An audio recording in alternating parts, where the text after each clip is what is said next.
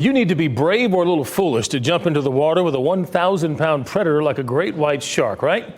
Researchers studying these animals off our coast say it's not as scary as you think. WRAL's Cullen Browder shows us why bringing in the big one is no different than calming down a crying baby.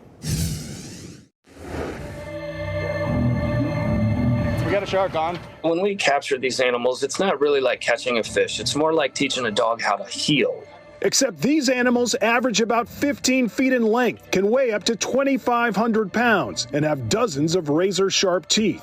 Researchers with OSearch have captured, studied, and tagged hundreds of sharks all around the world. They're off our coast now, studying great whites. I think the biggest misconception about sharks in general is people are afraid of them, and their primary role is to actually guard our fish stocks so there's stuff for us to eat. The scientists catch, then lead the big sharks into a cradle, and that process includes people getting into the water to make sure the shark is positioned right. Then it comes up out of the water, hose goes in its mouth so it can breathe. A towel goes over its eyes. This just kind of makes them go real mellow. Tap it. You get a good gill reflex like that.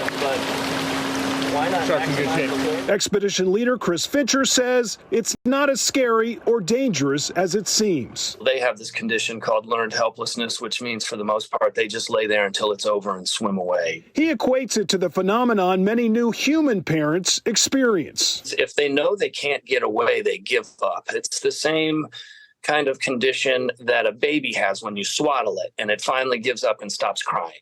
From ultrasounds to blood samples to installing tracking devices, the team moves quickly when the shark's out of the water. We'll go about then 24 different research projects in about 15 minutes. Unlike most fishing, Fisher says there's almost more thrill in releasing the great whites than reeling them in. Swimming off strong, you can see her pinging right there. Her dorsal fin's up right now. You see the animal swim away, and everyone has 10 fingers and 10 toes. You get kind of, and you know you've done good. You know, you have this kind of euphoric relief. Cullen Browder, WRAL News.